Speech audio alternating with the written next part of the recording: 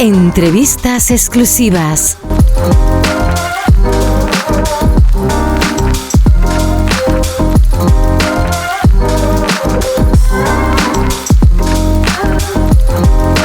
Con Barbie Shields.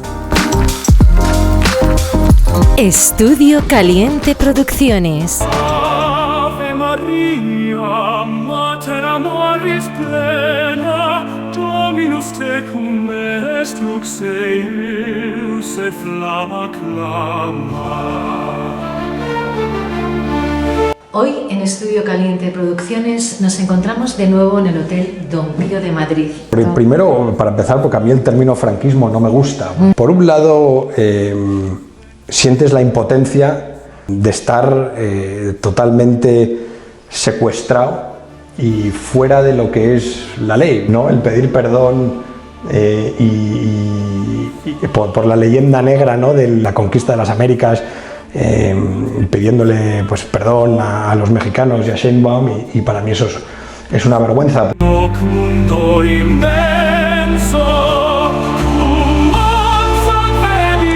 Bueno, hoy en Estudio Caliente Producciones nos encontramos con Francisco Franco III, que es bisnieto de Franco.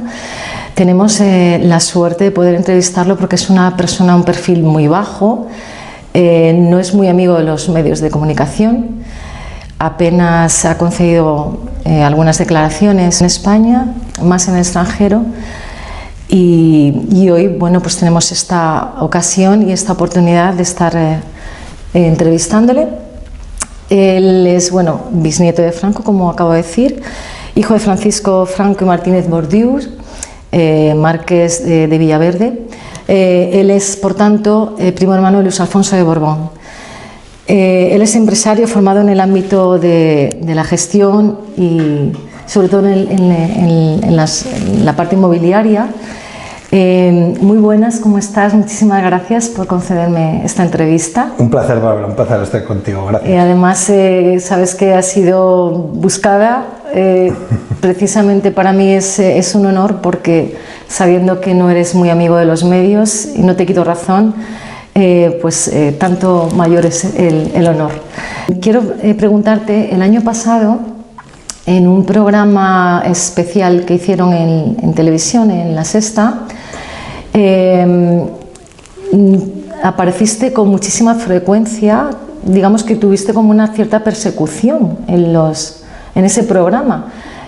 ¿A qué crees tú que fue debido y por qué te buscaron tanto en ese programa concretamente? No sé si te refieres al programa del equipo de investigación. Equipo de investigación, Sexta, exacto. Bueno, no, yo creo que fue pura coincidencia y mala suerte.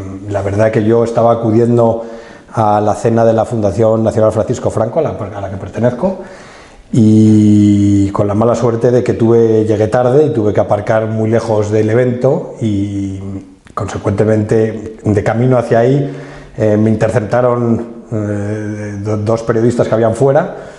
Intenté zafarme diciéndoles que se habían equivocado, que yo no era la persona que pensaba que era, pero inmediatamente se dieron cuenta que sí. Y como creo que no consiguieron muchas más imágenes y me tenían a mí, pues hicieron un poco bola con eso, pero desde luego que yo no soy una persona que ni he sido de interés público, y como bien has dicho, aprecio mucho el anonimato, y bueno, pues yo la mala suerte de que pues sí, me cogieron yendo.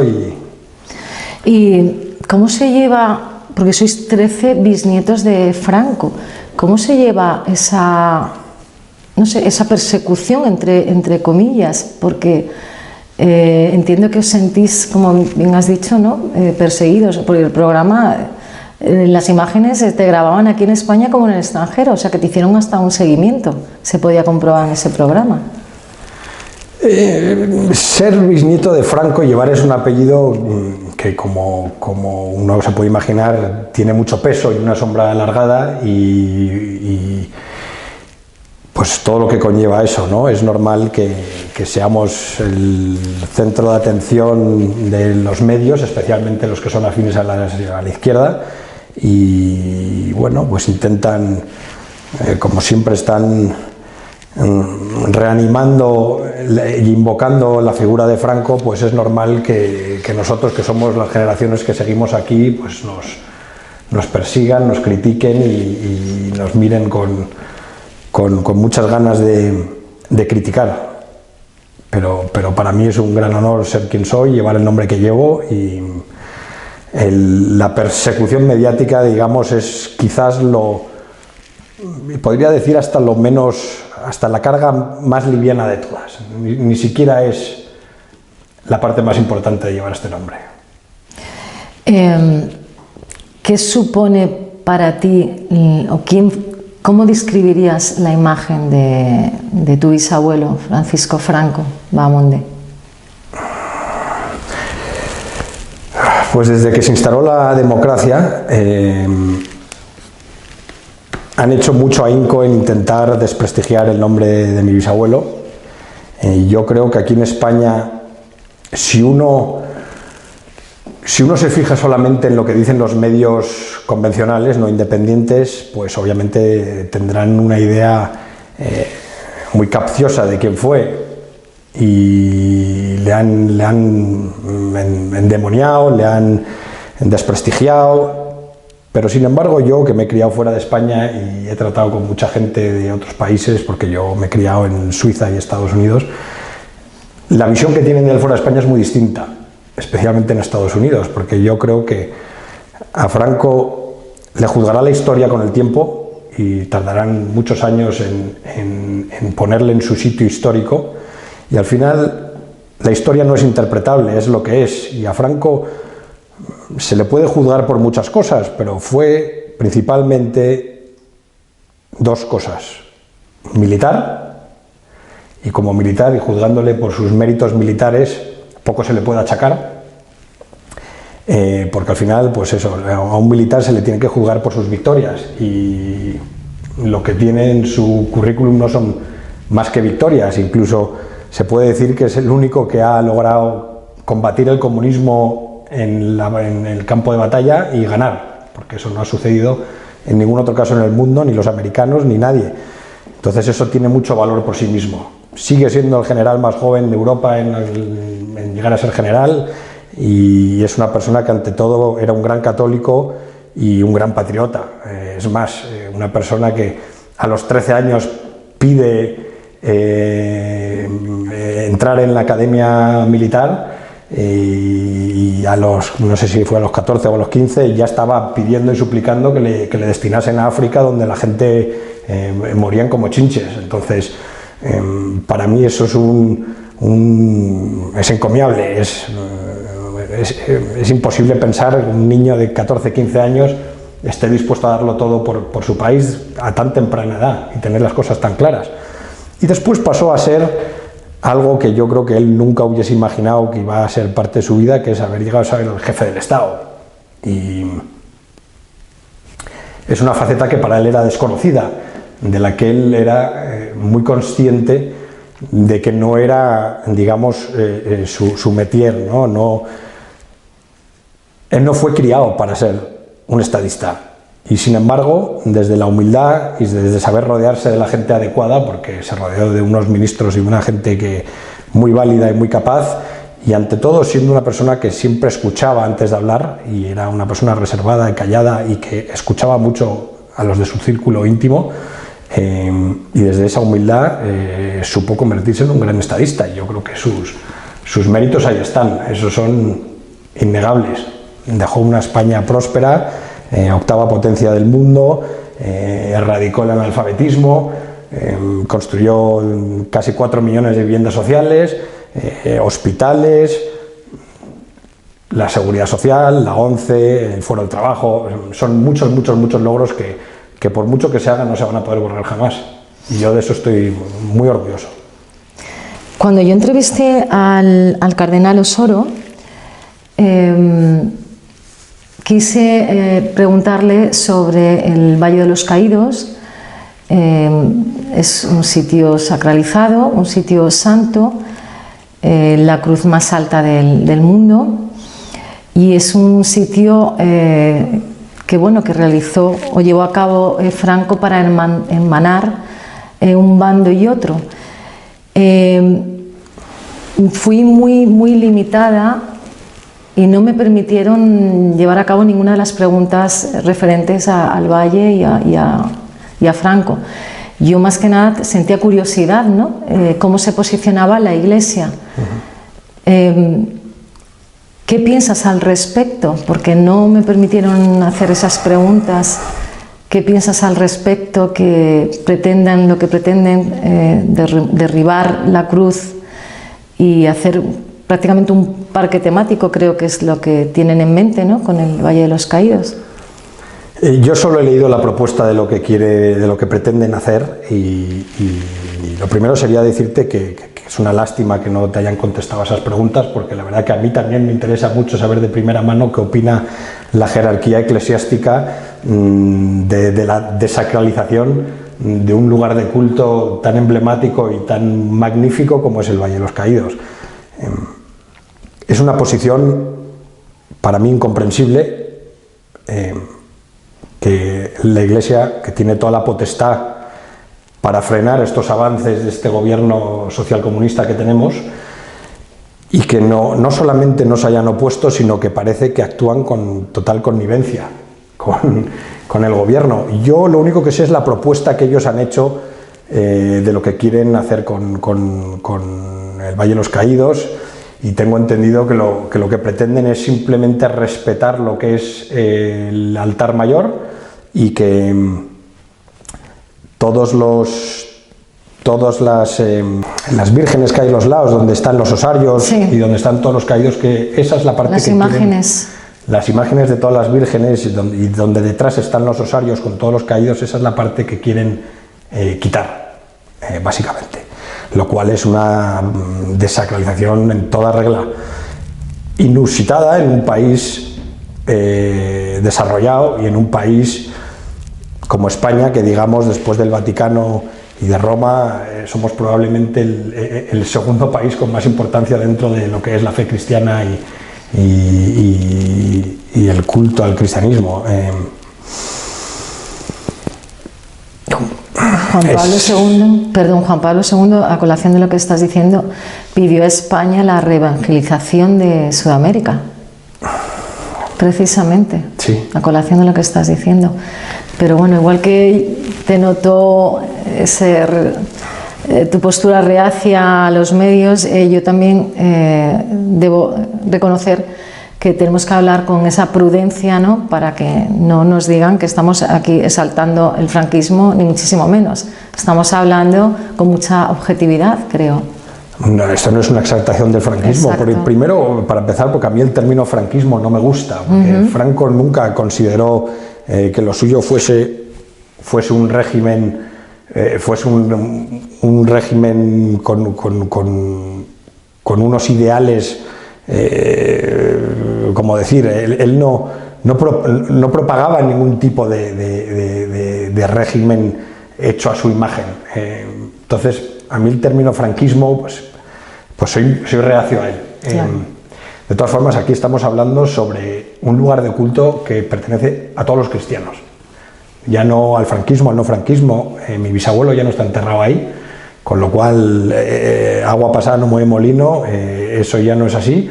Ahora lo que estamos protegiendo es un lugar de culto y proteger los intereses de todos los cristianos. Perdón, ¿cómo te sentiste en la exhumación de la tumba de tu bisabuelo? ¿Qué sentiste en ese momento? Y los días previos, y cuando supiste que oficialmente se llevaba a cabo, ¿cómo te sentiste esos días previos y en su momento y después? Pues fue una mezcla de sentimientos. Por un lado, sientes la impotencia de estar totalmente secuestrado y fuera de lo que es la ley. Yo creo que ahí se vulneraron unos derechos básicos de mi familia. No solamente de mi familia, sino de igual lo mismo, de cualquier cristiano, y tener el derecho a enterrar a un ser querido donde se quiera, y que pueda de repente el gobierno dictar sentencia, entrar en una basílica sagrada, y recordaré siempre el momento, las caras de tanto Bolaños, como de los otros asistentes que estaban ahí, el sonido de las radiales cortando el suelo de la basílica y cómo retumbaba el eco dentro de la basílica, es un momento que no me olvidaré jamás. Fue un atropello. Pero de todas formas, también para mí fue una oportunidad y un orgullo poder llevar a hombros el féretro de mi bisabuelo y sacarle de ahí y enterrarle junto a su mujer, que en el fondo es donde él querría haber estado, tanto él como mi bisabuela, que como bien se sabe era una persona beata y que para ella el hecho de no estar enterrado junto a su marido era el mayor disgusto que se le podía dar, porque mi bisabuela era prácticamente una monja. Si no se llega a casar con mi bisabuelo, hubiese sido una monja de clausura. Eso es así. Entonces, pues ahora descansa donde tiene que estar, pero no cambia el hecho de que se ha vulnerado un derecho, como se han vulnerado tantos, y especialmente con respecto a la familia Franco. Nosotros estamos, digamos, al margen de la ley y de la Constitución. No contamos con los mismos derechos fundamentales que el resto de la gente. Se nos expropian propiedades que han sido nuestras durante 50, 60 años, se exhuman nuestros cadáveres y estamos sometidos a un hostigamiento constante y nuestra familia es el comodín y la cortina de humo del gobierno a cada vuelta de turno y cada vez que tienen que desviar la atención. Entonces nos sentimos un poco, pues como he dicho, fuera de la ley y desamparados ante un gobierno y una justicia que para mí no es ni justa ni digna de este país. ¿Te sientes a gusto en España ahora mismo? ¿Cómo no me voy a sentar a gusto en España? Mira, España es, y especialmente a cualquiera que no haya viajado, lo que más les recomiendo es que salga de España para darse cuenta de lo que tenemos aquí. Somos un país multicultural, cercano, con una gente magnífica, con una cultura y una historia de la que sentirse orgulloso, y España es mi patria y mi país y no querría estar en ningún otro sitio. Otra cosa si me preguntas sobre nuestros líderes políticos, y no los de ahora, porque los de ahora ya son lo más nefasto que nos ha tocado vivir nunca, pero es más, yo diría que hasta desde que se reinstauró la monarquía parlamentaria han dejado mucho que desear los políticos, de un lado y de otro. Desde la transición, claro. Desde la transición, correcto. ¿Crees que no ha habido nadie que se le asemeje a la continuidad de Franco, no? Absolutamente no. No hay un solo patriota. Ni un solo patriota, ni un solo partido. La política ahora se ha convertido en un negocio y una forma de vida y un aforamiento. Lo que son los monarcas del siglo XXI. Son la gente que hace lo que se les viene en gana, no responden ante la ley y se enriquecen todos. Incluso con Felipe, hablando de monarquías, también hay gente que se queja, ¿no?, al respecto, ¿no?, que piensan que podría hacer más. Ese es un tema sobre el que no me gusta opinar, porque el testamento de mi bisabuelo deja muy claro que nosotros deberíamos apoyar a la monarquía y así lo hemos hecho siempre, y me siento una persona monárquica, porque la monarquía, yo pienso que no existe un diplomático en el mundo mejor que un monarca. Nadie tiene el peso diplomático que tiene un monarca, ningún político, ningún diplomático. Y yo creo que el rey Felipe está muy preparado. Sin embargo, últimamente pues ha tenido unos deslices que hacen muy difícil defender su figura. A mí, la última ha sido, ¿no?, el pedir perdón por la leyenda negra, ¿no?, de la reconquista, iba a decir, de la conquista de las Américas, pidiéndole pues perdón a los mexicanos y a Sheinbaum, y para mí eso es una vergüenza, porque el rey habla por todos los españoles, se supone que habla por todos los españoles, y si hay alguien que abandera el orgullo español y de nuestra historia, de la que no tenemos nada, absolutamente nada de lo que avergonzarnos, que sea el rey el que salga y diga eso, me ha sentado bastante mal de decir, sí. Yo creo que ha sido un desliz y espero que no se repita una cosa así, porque la verdad que... Su padre no lo hubiera hecho, ¿no? Yo creo que jamás, jamás. Especialmente entre una presidenta que es la primera presidenta de un país latino que no ha aceptado que vaya el rey cuando la nombran presidente, ¿no? Entonces, ¿qué ha conseguido con esto? No sé si agradar a la gente de izquierdas, no sé si esto es algo, no sé quién le puede haber recomendado que esto era una maniobra inteligente, porque desde luego desde mi punto de vista no lo ha sido.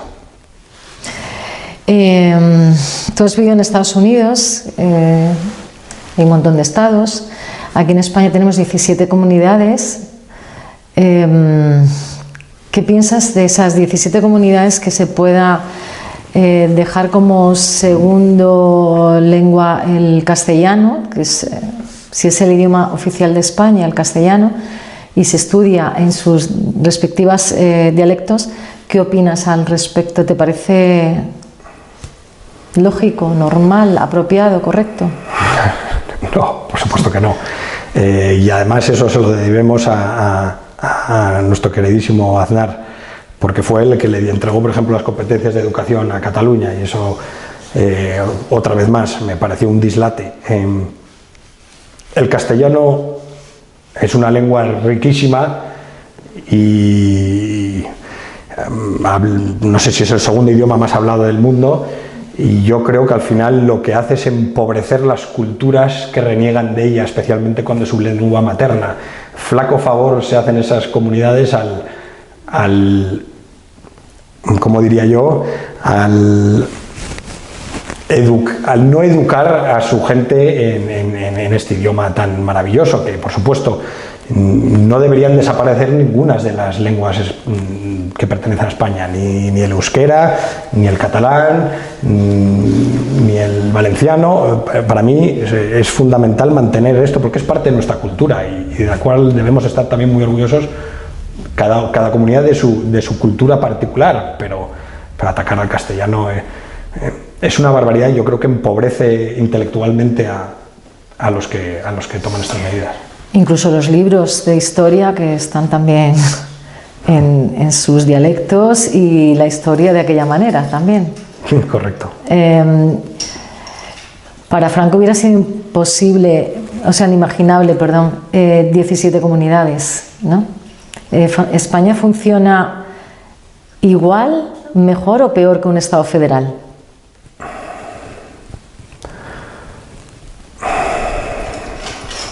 España ahora mismo no funciona. España ahora mismo no funciona. Pues somos otra vez un reinado de taifas. Y ya sabemos lo que nos pasó cuando estábamos así. La unión hace la fuerza. Y no sé si le atribuyen esta cita a von Bismarck, pero es verdad que dicen que la cultura española, que seríamos un superpoder si no llega a ser, porque siempre estamos intentando destruirnos a nosotros mismos, y aún así no lo conseguimos. Lo cual es muy cierto. El español es de una resiliencia encomiable. Pero no sabría decirte si un sistema federal funciona mejor, funciona peor. Ya depende de cada país, de sus gentes. Bueno, parece ser que se encamina hacia eso, y ahora como unos 10 años más o menos, en los informativos 24 horas se lo escuché a Sánchez. Esperemos que Sánchez tenga los días contados. Si le dieran la independencia a todo aquel que la pide, ¿en qué se quedaría España? Porque nos estamos reduciendo a la mínima expresión, ¿o cómo va esto? ¿O nos estamos enriqueciendo? Es que eso es algo que no puedo ni asimilar. No puedo hacer esa reflexión porque no me cabe en la conciencia pensar que eso es una posibilidad. Y yo de verdad pienso que nunca lo llegará a ser. No se te pasa por la cabeza, ¿no? No se me pasa por la cabeza, no. Explícame la diferencia entre patriotismo y nacionalismo.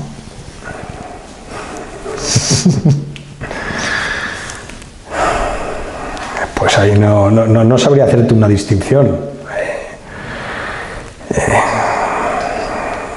¿Cómo se separa la patria de la nacionalidad? Es que no, una cosa va de la mano de la otra, ¿no? Uno no puede existir sin lo otro. Pero justamente el patriotismo es de lo que más carecemos en España.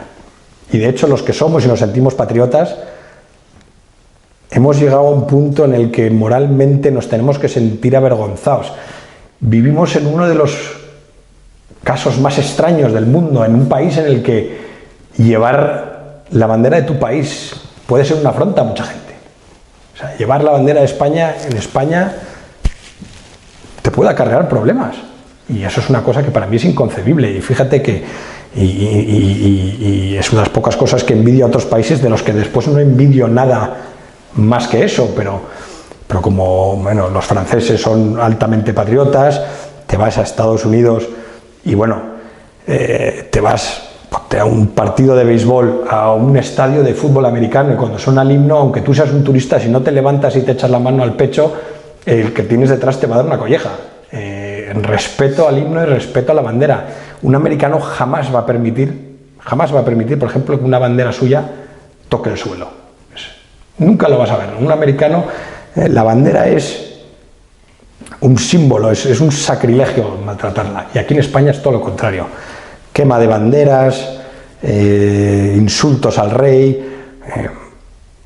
Es incomprensible. Vivimos en el absurdo.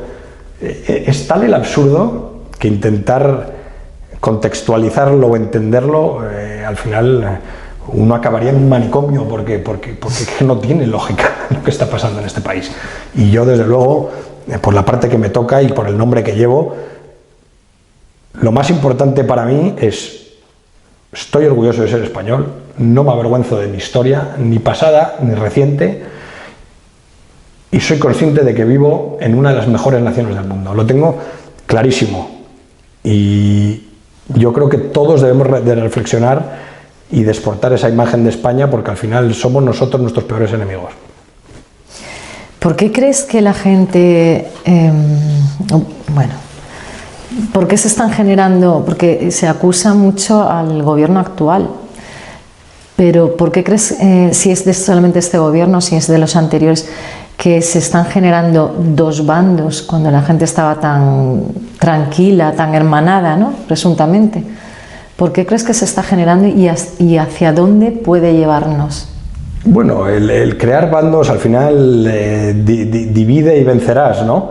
Es una táctica que han empleado los políticos para obtener rédito electoral, para tener un rédito electoral. Y al final, eso a mí lo que me demuestra es la falta de sentido de Estado de todos los partidos y todos los que han promulgado esto. Y nos podemos remontar hasta Pujol y su nacionalismo catalán y a Lluís Companys, y al final, cuando lo desgranas todo acaba siendo por negocio. Todo es por dinero, todo es por intereses y todo es para de alguna manera proteger los atropellos que has cometido, porque al final es una cortina de humo para todo lo demás. Porque claro, porque Franco se ha convertido ahora en el símbolo de hostigamiento de las naciones, las nacionalidades dentro de España, cuando no es así. Franco era gallego. Yo no le he tratado, obviamente, porque yo nací después de morir él, pero lo conozco por los relatos de mis padres, y ellos salían a pescar en el Azor y la tripulación hablaban entre ellos en euskera y en gallego y no pasaba absolutamente nada. No había ninguna represión de Franco contra las lenguas españolas, ninguno. Y es más, yo me llamo Francisco Franco, pero tengo sangre catalana, tengo sangre gallega, tengo sangre andaluza. Entonces, yo considero todas estas regiones de España como propias.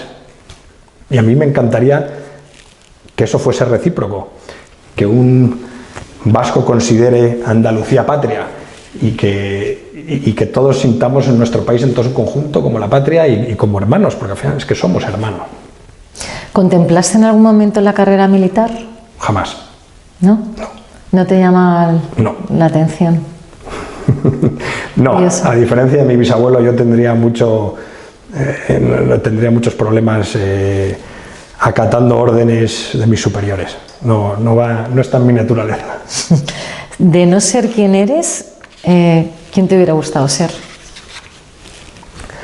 Bueno, no soy nadie, pero el nombre que yo llevo al final sí es cierto que te enclaustra y te cierra muchas puertas.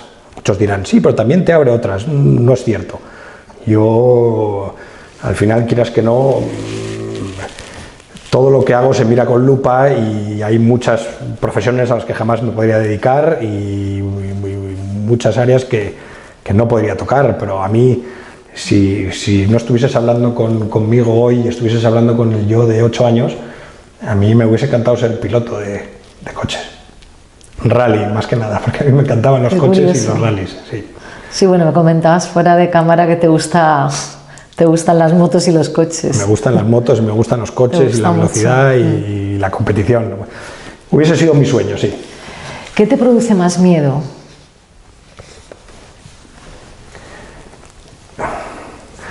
¿Qué me produce más miedo a nivel personal?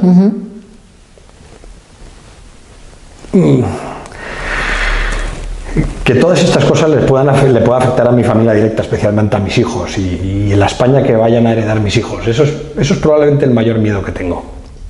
Que la España que yo he conocido no sea la España que vivan mis hijos.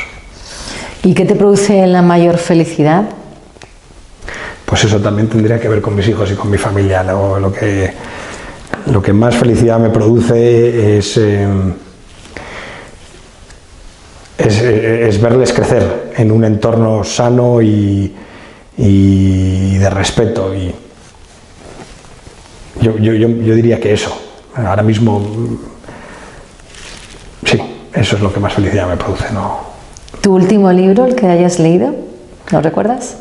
El último libro, que sí, es la partitocracia del señor don Gonzalo Fernández de la Mora. ¿Algún secreto que puedas contar que deje de ser secreto? No. ¿O algún sueño todavía por cumplir? Que siempre se pueden cumplir muchos sueños. No tengo No, ahora mismo no. La verdad que estoy concentrado en vivir en el presente. Vivo el presente. Disfruto de cada día y, como digo ahora, como padre de familia, lo que más alegría y lo que más preocupación me da ambas son mi familia. Y ya mis aspiraciones personales ya casi se han quedado un poco de lado. ¿Qué no toleras bajo ningún concepto? La traición y el abuso de confianza. ¿No lo perdonas? No lo perdono. ¿Haces cruz y raya? Hombre, no, al final soy un buen cristiano y tengo que aprender a perdonar, pero son probablemente las dos cosas que más me pueden molestar. Pero no soy rencoroso. De alguna de las preguntas que te he llevado a cabo, que te he realizado, ¿te has sentido más incómodo con alguna particularmente? No, yo diría que probablemente las preguntas con respecto al rey y con respecto a la jerarquía eclesiástica, porque la verdad que a mí me hubiese gustado respetar digamos, las direcciones y los valores que nos inculcó nuestra familia, mi abuela Carmen y mis padres. Y la verdad que son probablemente las dos premisas que más me están costando cumplir, conforme veo cómo se va desarrollando todo, ¿no?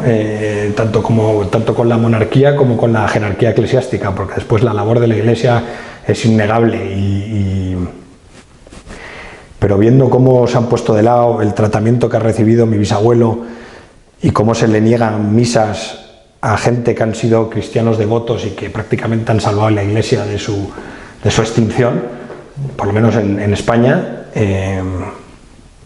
que yo se lo achaco a un instinto de supervivencia, tanto a la monarquía como a la Iglesia, ¿no? Pero cuando uno deja esos valores de lado, ¿qué nos queda? ¿Qué les queda?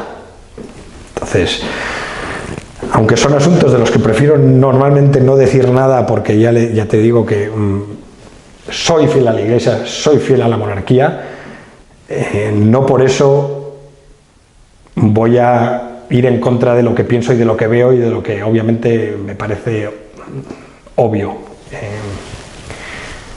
Hay cosas muy criticables de la actitud de ambas instituciones. ¿Crees que hay dentro de la propia Iglesia también dos iglesias?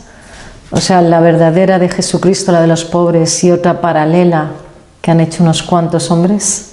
Innegable, eso sí, eso es innegable. ¿Y por qué está siempre tan politizada la Iglesia? Porque vivimos en el siglo XXI y hoy las cosas se mueven por otros intereses y es difícil circunnavegar estas aguas tan turbias en las que estamos hoy en día. Y al final, quieras que no, la política y la Iglesia van a estar de alguna manera entrelazados, ¿no? Y es difícil. Es muy difícil, la posición en la que está la Iglesia es difícil, ponerse en contra de movimientos políticos. Tienen que proteger sus intereses. No digo que sea tarea fácil, pero efectivamente una rama de la Iglesia tiene que ser más bien diplomática y política, por decirlo de alguna manera, mientras que la verdadera labor de la Iglesia está a pie de campo, ¿no? Los misioneros, en todos esos grandes misioneros que ha dado la Iglesia desde el principio de sus tiempos, ¿no? Y sin ir más lejos a lo que estábamos hablando antes de la conquista de las Américas, la labor de la Iglesia ahí fue una hazaña irrepetible y al alcance de muy pocos, vamos, te diría heroica. La penúltima pregunta: ¿cuál es el futuro que ves o que conoces de la Fundación Franco? Bueno, llevan años matándonos, llevan años intentando ilegalizarnos, lo cual también es otro atropello, porque como bien sabe casi todo el mundo, la Fundación no recibe absolutamente ni un euro de subvenciones del gobierno y sin embargo hay otras muchas fundaciones filoetarras o de gente como Largo Caballero, que para mí es un criminal que además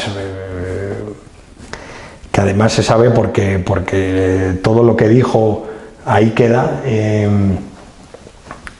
Todas estas otras fundaciones están bien y cuentan con todo tipo de ayudas y bueno, veremos si son capaces de hacerlo. La Fundación lo peleará hasta el último día y el día de mañana yo espero que cuando entre otro gobierno lo primero que hagan sea derogar la ley antidemocrática esta de la Ley de Memoria Histórica que promulgó otro gran sátrapa como fue Zapatero, y una vez deroguen esa ley todo esto quede en agua pasada, porque al final la Fundación lo único que hace es una labor de reconocimiento histórico, ni exaltación ni humillación de las víctimas.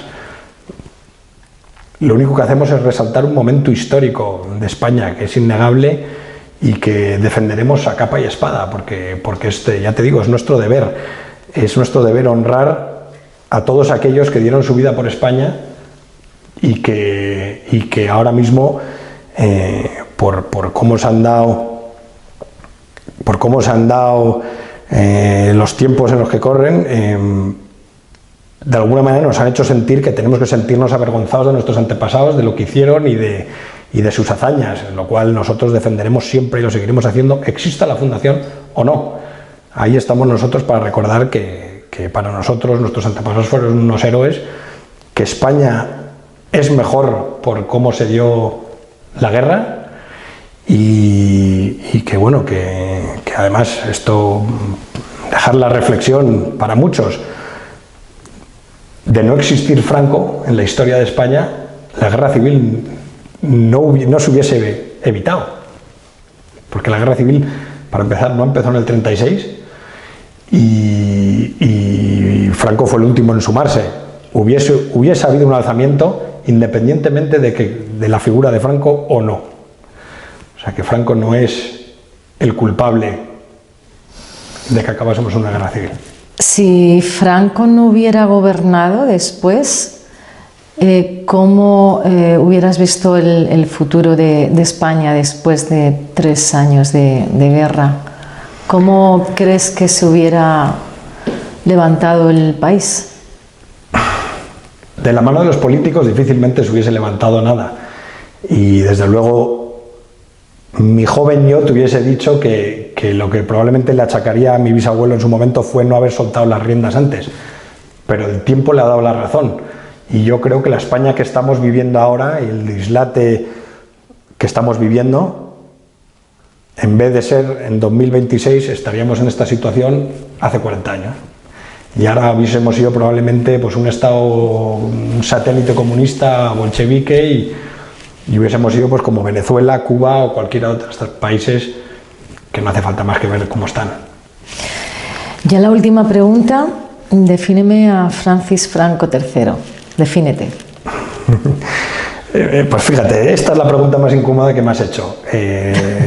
Para muchos la más complicada. ¿Sabes por qué? Porque no me gusta definirme. ¿Quién soy yo para definirme a mí mismo? Que me definan aquellos que me conocen. No, yo no me puedo definir a mí mismo.